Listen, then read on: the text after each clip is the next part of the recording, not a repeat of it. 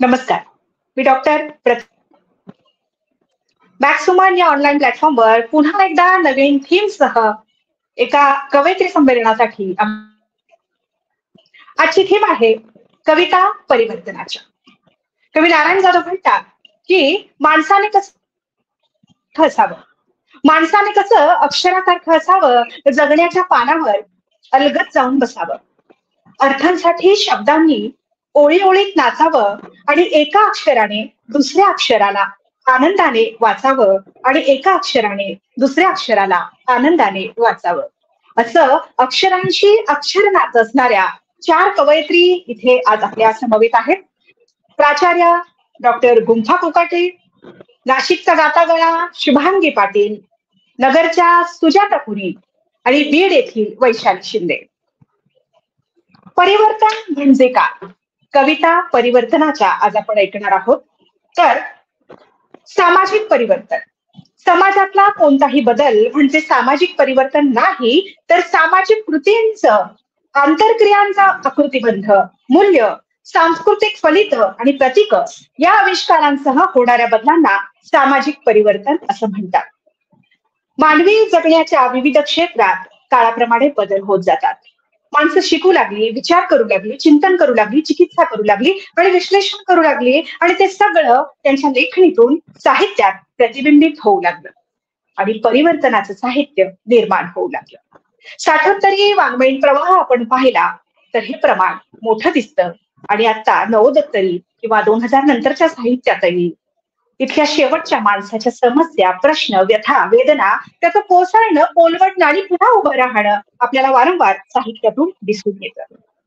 आज या कविता परिवर्तनाच्या या कवी संमेलनामध्ये मी सगळ्यात आधी ज्यांना निमंत्रित करणार आहेत ते असंच एक झुंजार व्यक्तिमत्व आहे, लढवय्य व्यक्तिमत्व आहे. नेतृत्व कसं असावं, किती कणखर आणि खंबीर असावं याचं जिथं जास्त ज्वलंत उदाहरण म्हणजे आमची मैत्रीण प्राचार्या डॉक्टर गुंफा कोकाटे, कला व वाणिज्य महाविद्यालय बेलापूर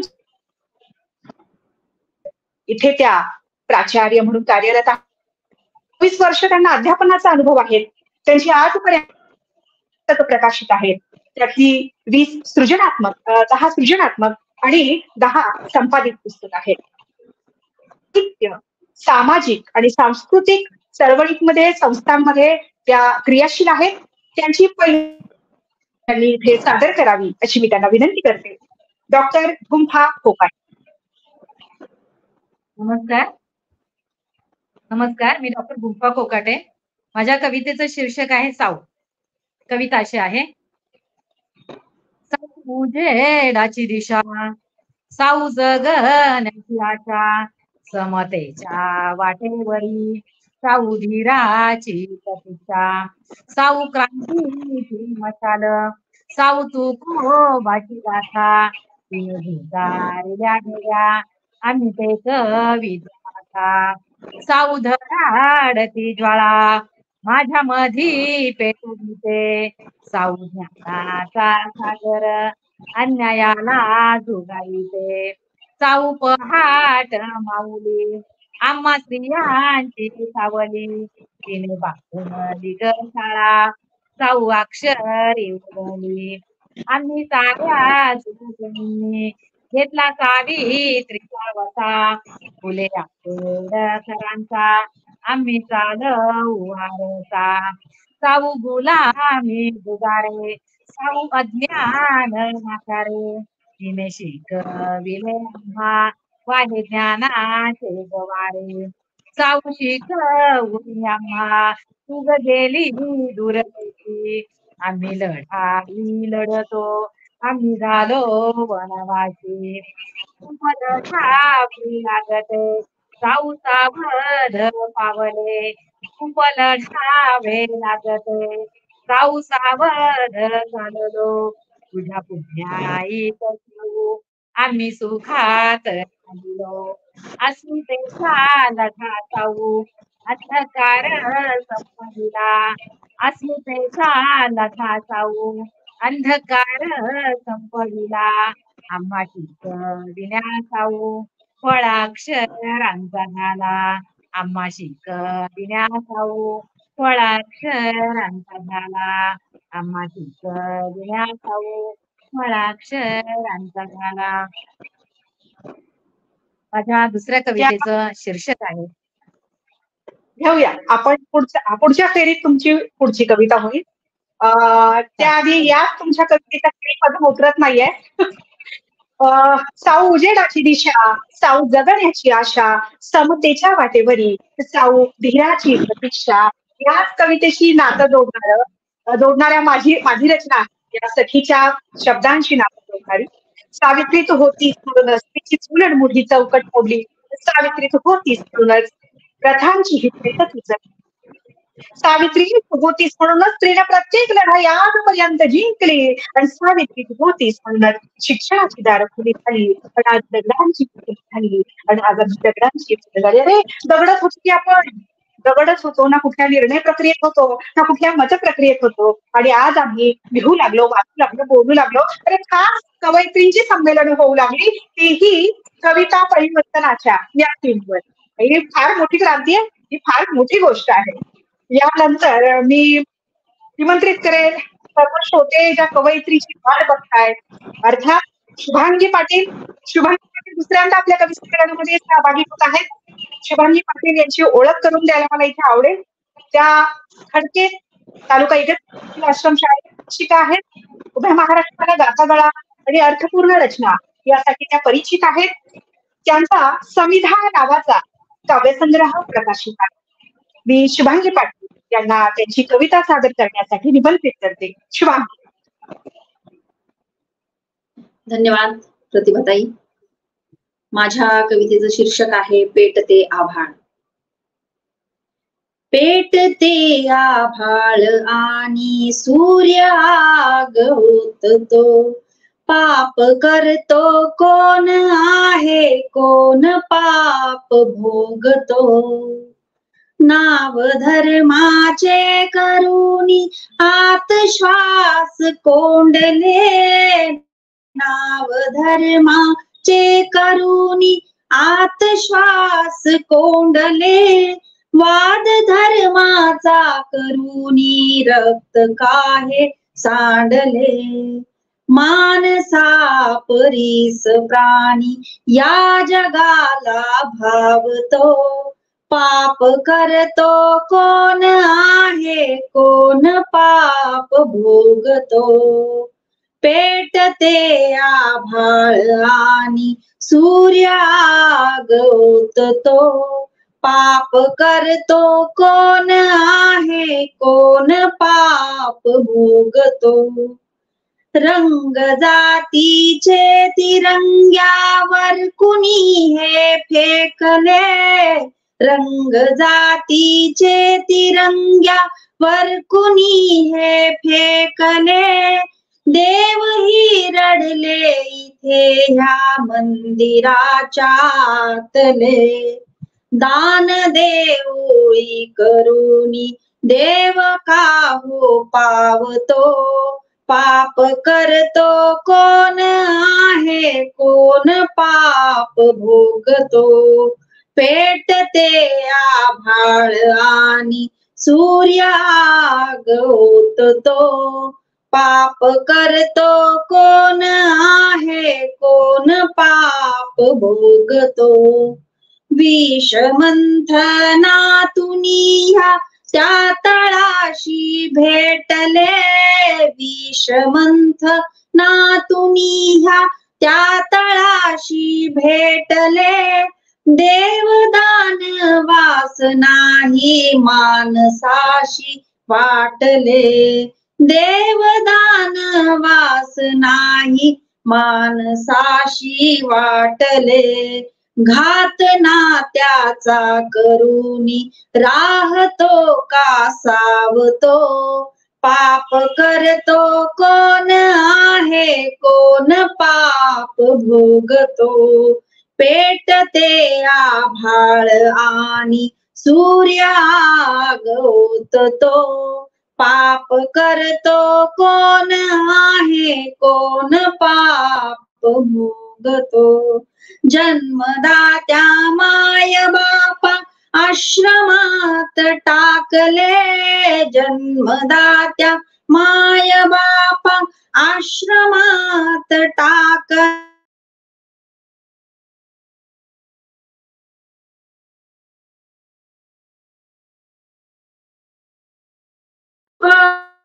बापा आश्रमात टाकले लेक लेकाचा पुन्हा मग त्या समान वागतो पाप करतो कोण आहे कोण पाप भोगतो पेटते आभाळ आणि सूर्य आग ओततो पाप करतो कोण आहे कोण पाप भोगतो. धन्यवाद. वा शुभांगी, पाप करतो कोण आहे कोण पाप भोगतो, अंतर्मुख करणारी रचना शुभांगी पाटील यांची. यानंतर आपण जाऊया बीड इथल्या कवयित्री वैशाली शिंदे यांच्याकडे. वैशाली शिंदे भालेकर बीड येथील जिल्हा परिषद प्राथमिक शाळेत शिक्षिका आहेत. ते वृत्तपत्राच्या स्तंभलेखन करत असतात आणि एक उपक्रमशील शिक्षिका म्हणून त्या परिचित आहेत. तर वैशाली शिंदे यांना आमंत्रित करते मी, त्यांची कविता त्यांनी सादर करा.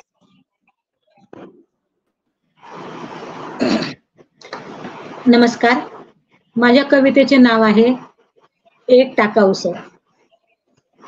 आतल्या आत धुमसणाऱ्या दर्याची दडपून ठेवताना दुखरी गाज. आतल्या आत धुमसणाऱ्या दर्याची दडपून ठेवताना दुखरी गाज. वेगळी हास्याचा वरून विंशीलही मखमली साज. बोचणारे बाबूळ काटेही वर्ख लावून सजवशील खूप. बोचणारे बाबूळ काटेही वर्ख लावून सजवशील खूप. मरणप्राय गाभाऱ्यातला जीव घेणा जणू उग्र. ऊर फुटायच्या आत आता तरी टच्च भरल्या आभाळाचा एक टाका उसळ.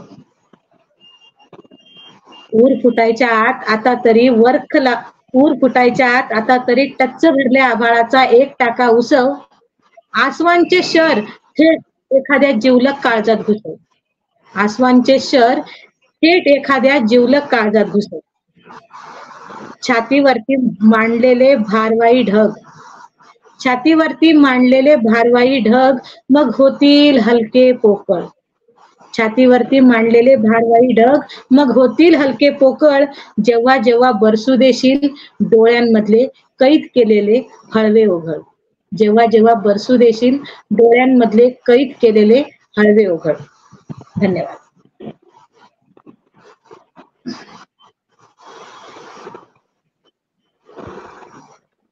आत्माचे शर थेट जीवलग काळजात छाती मग होतील हलके पोकळ. जेव्हा बरसू कैद केलेले. वैशाली शिंदे यांच्या कवितेनंतर आपण जाऊया अहमदनगर येथील सुजाता पुरी. सुजाता पुरी पीएचडीचं संशोधन करत आहेत. गेली 24 वर्ष त्या शिक्षिका म्हणून कार्यरत आहेत. ऋतू अंतरिते हा त्यांचा काव्यसंग्रह प्रकाशित आहे. त्याचप्रमाणे वाटेवरची खुशाली हा त्यांचा लेखसंग्रह देखील प्रकाशित आहे. जागतिक विचाराच्या वाटेवर चालणाऱ्या सुजाता पुरी यांना त्यांची पहिली कविता सादर करण्यासाठी निमंत्रित करते. सुजाता. धन्यवाद ताई. परिवर्तनाच्या वाटेवरील या कवितेत माझं पहिलं पुष्प मी आपल्या पुढे सादर करते आहे. कवितेचं शीर्षक आहे बिनपुरुषाच्या घराचा. बिनपुरुषाच्या घराचा स्त्री होते भक्कम दरवाजा. बिनपुरुषाच्या घराचा स्त्री होते भक्कम दरवाजा. निभावत असते प्रत्येक कर्तव्य न करता कुठलाही गाजावाजा. न करता कुठलाही गाजावाजा. बिनपुरुषाच्या घराचा स्त्री होते कणखर उमरा. बिनपुरुषाच्या घराचा स्त्री होते कणखर उमरा. थांबवत असते बाहेरच कित्येक वकवकलेल्या नजरा. थांबवत असते बाहेरच कित्येक वकवकलेल्या नजरा. बिनपुरुषाच्या घराची स्त्री होते अभेद्य भिंत. बिनपुरुषाच्या घराची स्त्री होते अभेद्य भिंत. निराधार आहोत ही मिटवते लेकरांच्या मनातली खंत.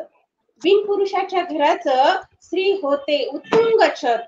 बिनपुरुषाच्या घराचं स्त्री होते उत्तुंग छत. आभाळा एवढ्या संकटाची करत असते वाईट गत. आभाळा एवढ्या संकटाची करत असते वाईट गत. बिनपुरुषाच्या घराची स्त्री होते सुखद खिडकी.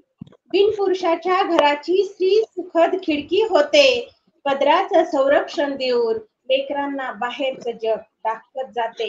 पदराचं संरक्षण देऊन लेकरांना बाहेरचं जग दाखवीत जाते. बिनपुरुषाच्या घराला स्त्री घरपणाची जाणीव देते. बिनपुरुषाच्या घराला स्त्री घरपणाची जाणीव देते. उणीव भासू न देता जबाबदारी देते. बिनपुरुषाच्या घराच्या स्त्री घरपणाची जाणीव देते. उणीव भासू न देता जबाबदारी खांद्यावर पेलते. बिनस्त्रीच्या घरातला पुरुष मात्र जातो कोलमडून. बिनस्त्रीच्या घरातला पुरुष मात्र जातो कोलमडून. घराला घरपण कसे द्यावे याच विचारात जातो घडून. याच विचारात जातो घडून. धन्यवाद. वासुदेव. स्त्री होते भक्कम दरवाजा, बिनपुरुषाच्या घराचा स्त्री होते कणखर उंबरा. किती सुंदर प्रतीक वापरलेली आहे तू. आणि ती प्रतीक उपमा रूपक आणि प्रतिमा ऐकताना मला मीरा सिरसमकर यांच्या कवितेची आठवण झाली. मीरा सिरसमकर म्हणतात, हलके हलके चालत गेलीच दुर्गावरल्या शिखरांवरती. हलके हलके चालत गेलीच दुर्गांवरल्या शिखरांवरती. काठिण्याची जशी हिरकणी अढळ असावी शीर्षा. अस्त्र नसे आणि शस्त्र नसे तरी भेदीत गेलीच पोट मंडळे. अस्त्र नसे आणि शस्त्र नसे तरी भेदीत गेलीच पोट मंडळे. नजर आमची माथ्यावरती पाय तळीचे बळ ओळखले. नागन कुठला वाद कुणाची. नागन कुठला वाद कुणाची. घडावयाचे सत्य राशी. घडता घडता खोलीत गेलीच असंख्य लेणी पाय खुणांची. असंख्य लेणी पाय खुणांची. यानंतर अशीच एक दमदार कविता मी निमंत्रित करते प्राचार्या गुंफा कोकाटे यांना. गुंफा मॅडम. नमस्कार. माझ्या दुसऱ्या कवितेचं नाव आहे मला जागलं पाहिजे. कविता अशी आहे. दिवा ते जाळण्यासाठी दिवा लावला पाहिजे. दिवा ते जाळण्यासाठी दिवा लावला पाहिजे. झोपलेल्या गावासाठी मला जागलं पाहिजे. झोपलेल्या गावासाठी मला जागलं पाहिजे. व्यायामाच्या शाळा रोज इथं भरल्या पाहिजे. व्यायामाच्या शाळा रोज इथं भरल्या पाहिजे. भाषणाचे धडे रोज इथं गिरले पाहिजे. व्याख्यानाचे धडे रोज इथं गिरले पाहिजे. ग्रंथ वाचणारी पिढी इथे दिसली पाहिजे. ग्रंथ वाचणारी पिढी इथे दिसली पाहिजे. मूल्य शिक्षणाची शाळा इथं वाढली पाहिजे. मूल्य शिक्षणाची शाळा इथं वाढली पाहिजे. झोपलेला गाव सारा आता पेटला पाहिजे. झोपलेला गाव सारा आता पेटला पाहिजे. अन्यायाच्या विरोधात गाव लढला पाहिजे. अन्यायाच्या विरोधात गाव लढला पाहिजे. युवा क्रांतीचे पुढारी इथे घडले पाहिजे. युवा क्रांतीचे पुढारी इथे घडले पाहिजे. समतेचे बीज इथे खरे रुजले पाहिजे. समतेचे बीज खरे इथे रुजले पाहिजे. दिवा ते जाळण्यासाठी दिवा लावला पाहिजे. दिवा ते जाळण्यासाठी दिवा लावला पाहिजे. झोपलेल्या गावासाठी मला जागलं पाहिजे. झोपलेल्या गावासाठी मला जागलं पाहिजे. झोपलेल्या गावासाठी मला जागलं पाहिजे. धन्यवाद. जय हिंद, जय महाराष्ट्र, जय त्या बाहे असं वाटत होतं गुंफा कविता संपूच नाही ग. काय लय पकडली होतीस तू. आणि आशय किती दमदार होता. क्या बात आहे. खूप आत्मीय जाणीवेतून आलंय. आणि मला वाटतं आपण एकाच वाटेचे प्रवासी आहोत. आपल्याला वाटतंय हे परिवर्तन घडलं पाहिजे. आणि आपल्या व्यवसायाच्या माध्यमातून, आपल्या कामाच्या माध्यमातून आपण ते सातत्याने करतोय. तुझे शब्द खूप काही सांगून जातात. तू म्हणते की झोप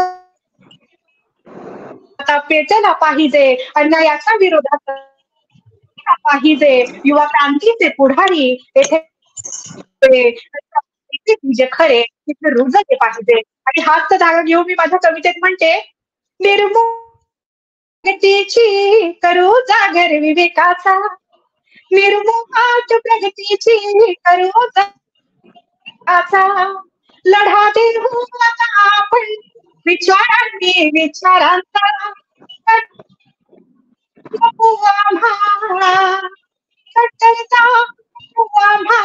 सत्तेची दडपशाही, समतेच्या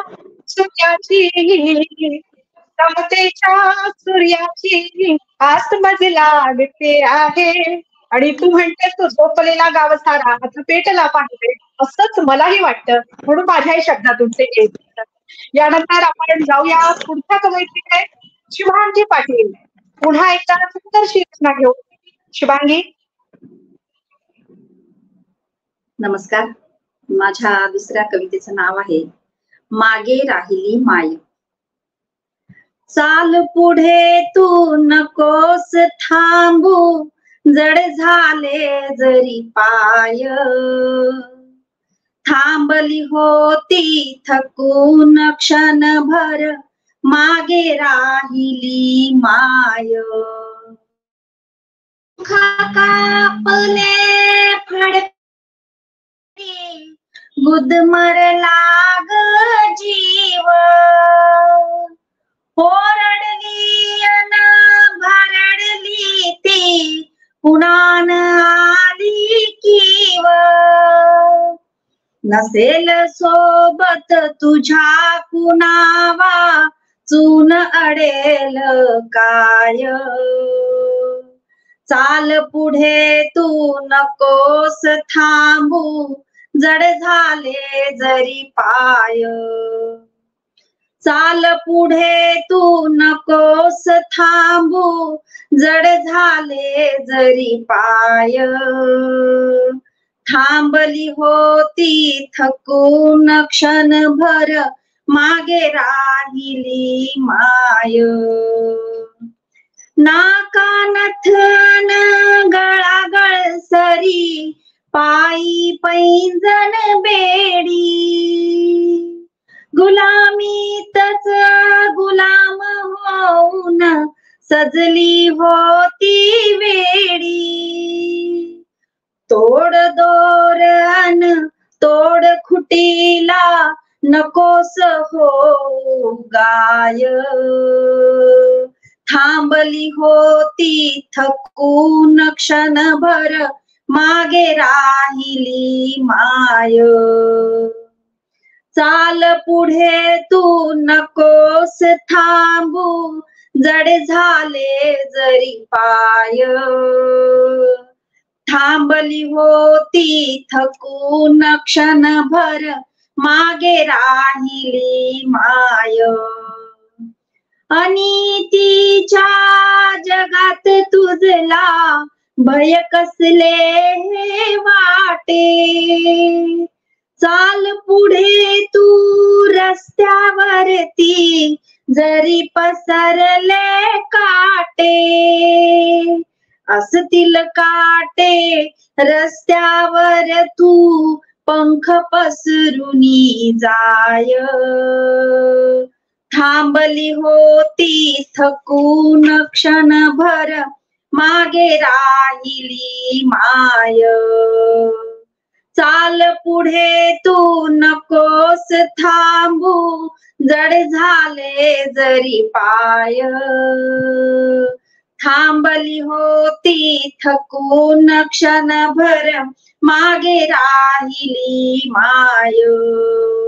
कित्येक वेळा तुटली तू मन, जपता जपता सारे. डगमगली अन कोसळली तू येता वादळ वारे, नको आता आधार तुला भीती कुणाची काय, थांबली होती थकून क्षणभर मागे राहिली माय, चाल पुढे तू नकोस थांबू जड झाले जरी पाय, थांबली होती थकून क्षणभर मागे राहिली माय. धन्यवाद. वा, फार उभारी देणारी कविता आहे आणि शब्दरचना. चाल पुढे तू नकोस थांबू जड झाले पाय, थांबली होती क्षणभर मागे राहिली. या व्यवस्थेला लढणारी बोलणारी बाई आवडत नाही, तिला कोयबा बाई आवडते.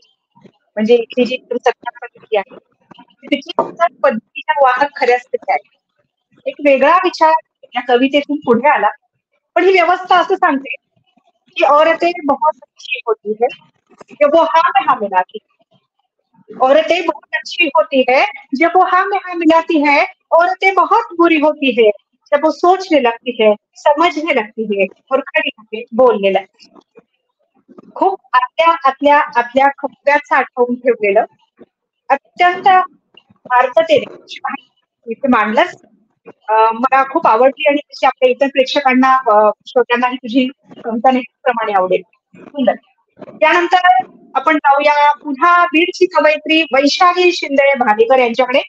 वैशाली, तुझी पुढची कविता सादर कर. नमस्कार, माझ्या कवितेचे नाव आहे मी आताशा अबोल असते. मी अबोल असते आताशा, काटेरी सल बोथट झाल्यागत. मी अबोल असते आताशा, काटेरी सल बोथट झाल्यागत. असह्यतेच्या ससेमिऱ्यात हुंकारांचे प्रतिसाद उमटत नाहीत आता पुसटसे. पळाला निसटणाऱ्या क्षणांमागे धावण्याचा उल्हास इतिहास जमा होतोय. मी अखंडपणे शमवत राहते रास्त अपेक्षांची धग. मी अखंडपणे शमवत राहते रास्त अपेक्षांची धग. त्या राखुंडीतल्या निखाऱ्याचे दाह देहभर गोंधून घेते. तरी भयान शांततेचे प्याले रिचवत राहते एकाकीपणे. पेटून उठण्याच्या उर्मीत जमीनदोस्त करून हास्याचे फवारे उडवत मी गात राहते संयमांच्या अवघड चाली आणि त्याचीच कित्येक आवर्तने. उद्विग्नतेने अंतर्बाह्य शृंगारताना देह मनाच्या भुकेचा आगडोंब विझवत राहते हळुवारपणे. कौशल्याने देहाचे कलेवर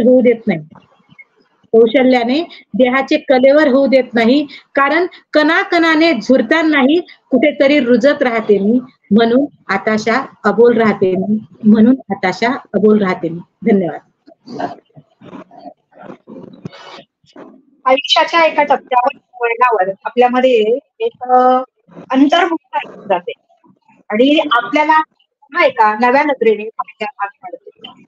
जी आताशा अबोल राहते म्हणणारी वैशाली आणि तिच्याच कवितेची नातं जोडणाऱ्या ओळी. आज आपला स्वभाव असताना आपल्याला खरं तर खूप काही शिकवत जातो. सभोवताळ, त्यात भेटलेली माणसं, व्यक्ती, प्रवृत्ती, अनेक गोष्टी. मित्रा नावाची माझी कविता वैशालीच्या या कवितेशी नातं जोडणारी. माणसाशी माणसासम वागणा जरासा, माणसाशी माणसासम वागणा जरासा, मुखवटा बाजूच सारून जगणा मित्रा. जगणेच तुझे भावे संस्कार लेकरांचा, जगणेच तुझे भावे संस्कार लेकरांचा. सुविचारांनी का कधी मूल्य रुपतात का? देऊन दुःख हयात भर जगणे तुझे फुकाचे, देऊन दुःख हयात भर जगणे तुझे फुकाचे. व्हावे जगणे सोहळा आणि त्याचा सूत्रधार मित्रा. जगणे नको स्पर्धा शतास काटश, जगणे नको शहाणपणाचा हो मानव्यासाठी समग्र जरासा घटना आणि किती सांगशील आणि किती सांगशील जीव घेणा हा कोंड मारा खिडक्या अंतरीच्या जरा खोल ना मित्रा जरा तू खोल ना मित्रा. हे मित्राला सांगणं असेल किंवा आपल्या मनाला सांगणं असेल. मुळात मी काय म्हणते हे अंतर्मुख होत जाणं आहे. खिडक्या अंतरीच्या तू खोल ना मित्रा. त्यानंतर पुन्हा अहमदनगरची प्रागतिक विचारांची कवयित्री सुजाता बुद्धी तिला मी निमंत्रित करेन.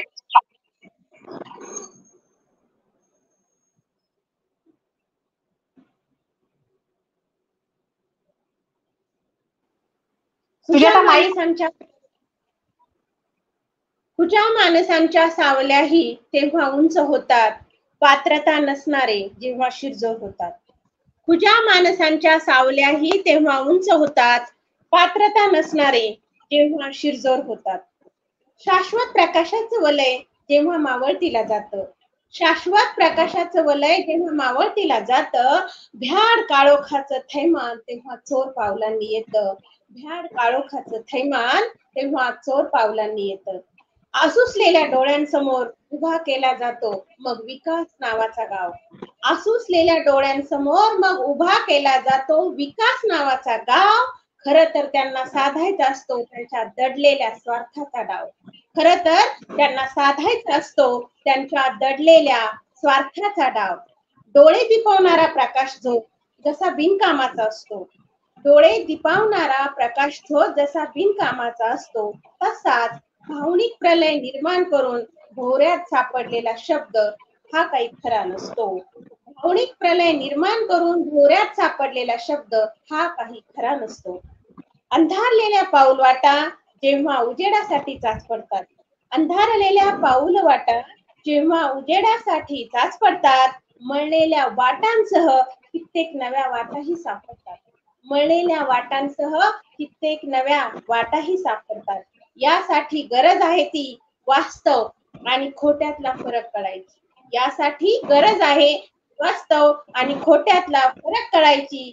भक्ती बाजूला सारून प्रत्येकाने विवेकाकडे वळायची, भक्ती बाजूला सारून प्रत्येकाने विवेकाकडे. धन्यवाद. त्या भक्ती आणि अग्रभक्तीचाच वाटते आपल्याकडे. डोके बुद्धी विचार गहाण ठेवून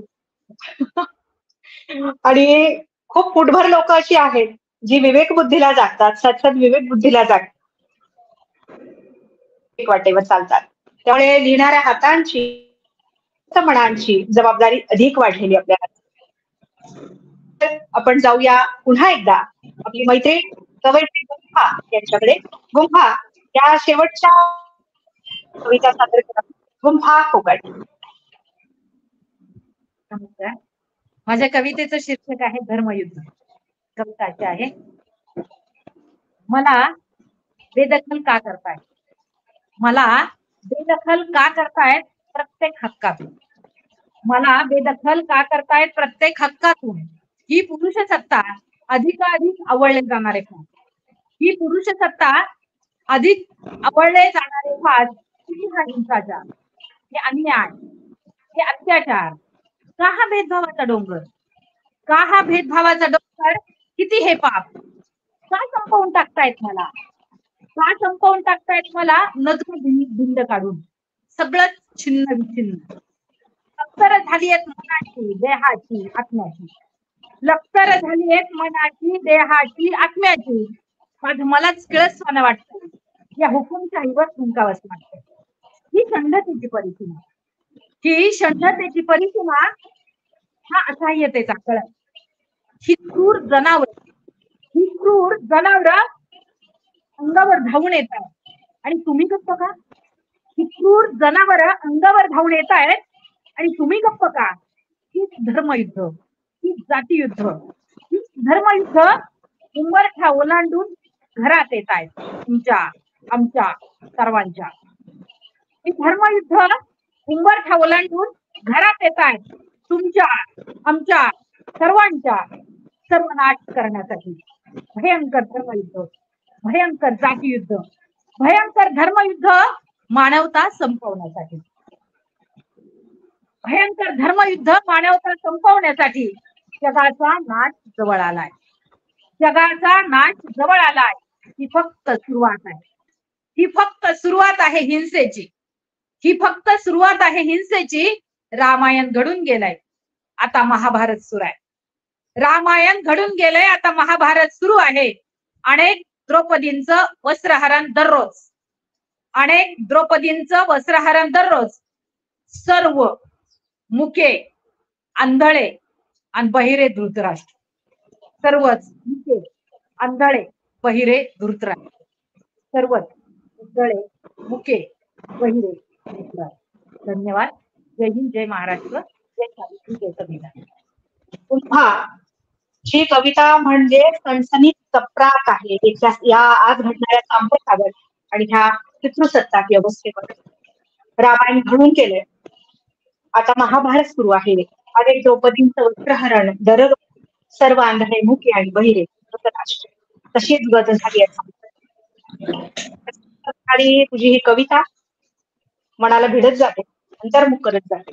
प्रश्न यानंतर आपण शुभांगी तिच्याकडे जाऊया. शुभांगी, तुझी पुढची कविता. नमस्कार. माझी पुढची कविता आहे का आदिवासी महिलांवरती. तुटलेल्या झोपडीला तुझ्या धीराची ग साथ. तुटलेल्या झोपडीला तुझ्या धीराची ग साथ. तू जळणारी वात तुझा उजेड घरात. तू जळणारी वात तुझा उजेड घरात. ठिकठिकाणी गळत भांड इथे तिथे मांडे. ठिकठिकाणी गळत भांड इथे तिथे मांडे. कशी पदर खोचून बाई संसाराशी भांडे.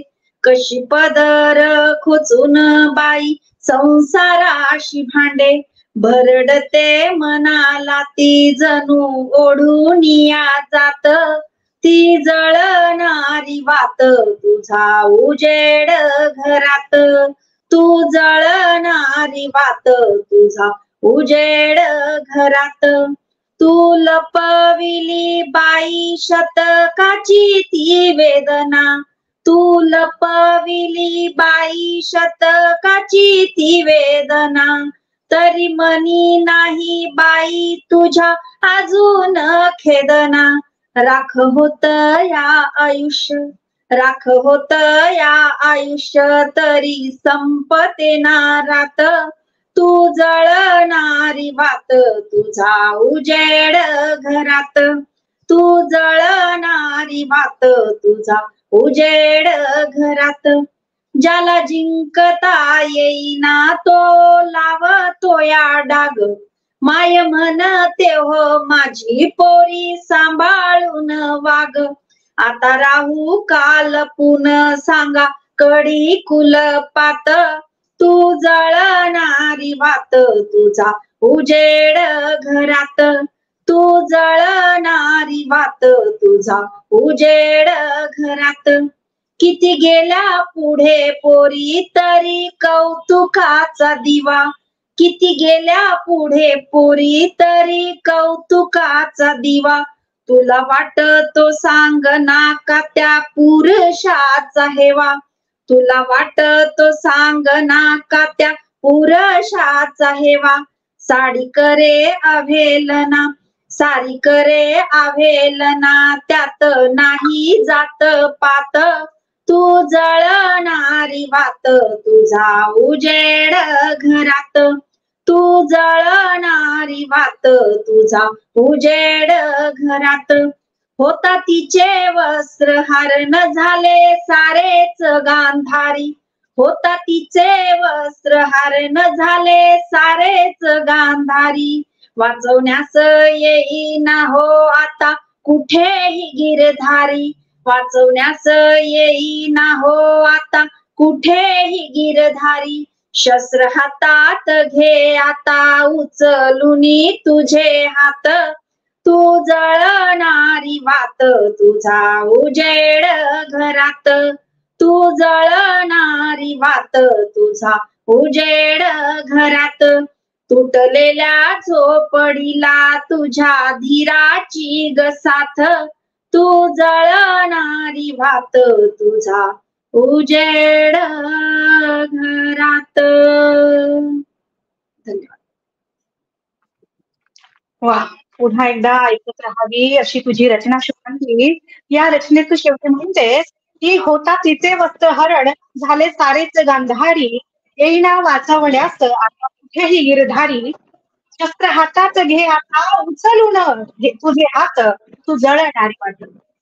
तुला आणि हे जे ऐकत असतील त्या चॅनलवर त्या प्रेक्षकांना माहिती असेल की बोलणारी बाई या व्यवस्थेला आवडत नाही, लढणारी बाई या व्यवस्थेला आवडत नाही, बोलणाऱ्या बाईला चेटकी म्हणून संबोधलं जातं.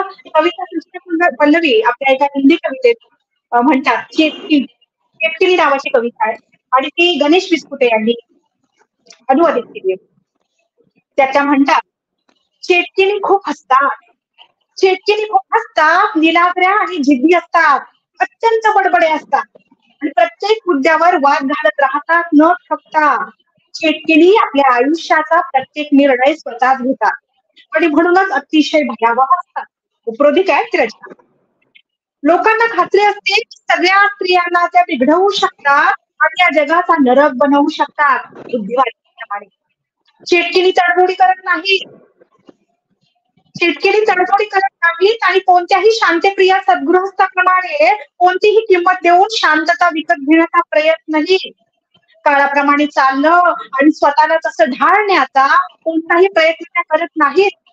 चेटकिनी प्रतिवाद करतात, प्रश्न विचारत राहतात, मतभेद दाखवतात, पलटवार करतात. चेटकिनी दिवसा उजेडी जगातल्या सगळ्या स्त्रियांमध्ये मिसळून गेलेल्या असतात, पण सहसा त्यांच्या सवयीनं ओळखल्या जातातच. कित्येकदा एखाद्या पुरुषाला अचानक लक्षात येतं की त्याची पत्नी किंवा मुलगी एक चेटकीन बनलेली आहे. मग तांत्रिक, मग दुनियेतले तमाम मांत्रिक, अघोरी तांत्रिक त्यांना अनेक प्रकारे बांधून समजावून पाहतात आणि हरून मग तऱ्हेतऱ्हेची शिक्षा देतात.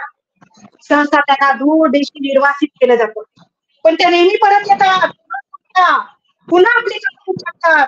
त्या उद्विग्न, त्या शांत आत्मे असतात, चराचराच्या कोपऱ्या कोपऱ्यात असणारे त्या असतात शांती लक्षणीय, ज्यांनी क्षमा याचना करण्याचा व देवलोकी जाण्यासाठीच्या पळवाण्यासाठी अर्ज केल्याचा कुठलाही इतिहास सापडत नाही. चेटकिनीच्या दुःखांच्या विरळच दिसतात.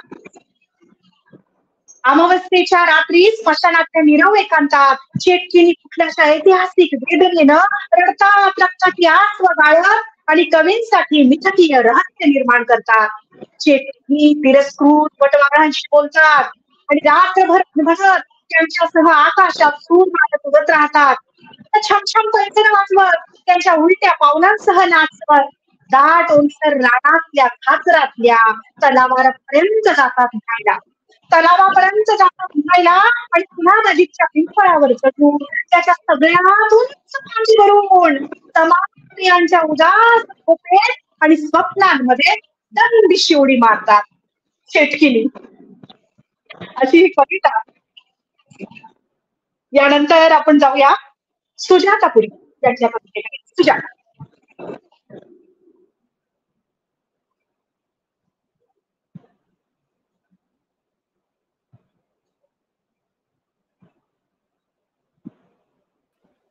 हॅलो, सुजाता गेली वाटतं. वैशाली तुझी कविता नाही? हो हो ठीक आहे अजय, आपण ओके. आता आपण आलेलो आहोत कवी संमेलनाच्या समारोपात. हा, जाता जाता समारोपात तुमच्या पुढे आठवते 19 काय? हा आता बोला. मी लेफ्ट झाल्यास बोला. दिसतो यामध्ये काय झालं? आता बोला म्हटलं, मी लेफ्ट होतोय, बोला. अजय काय झालं?